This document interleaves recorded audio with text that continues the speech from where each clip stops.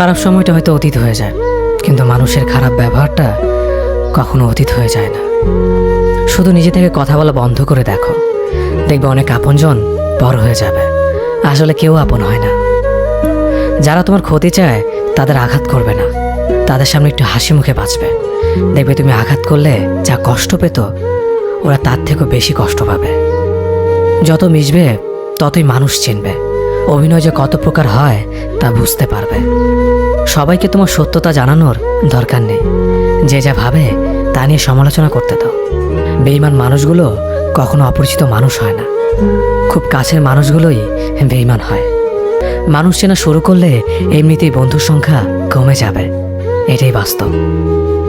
3টি কথা মনে রাখবেন: যে তোমাকে সাহায্য করে তাকে কখনো ভুলে যেও না, যে তোমাকে ভালোবাসে তাকে কখনো ঘৃণা করো না, যে তোমাকে বিশ্বাস করে তাকে কখনো ঠকিও না। ধোঁকা একজনেই দেয়, কিন্তু বিশ্বাস সবার উপর থেকে উঠে যায়।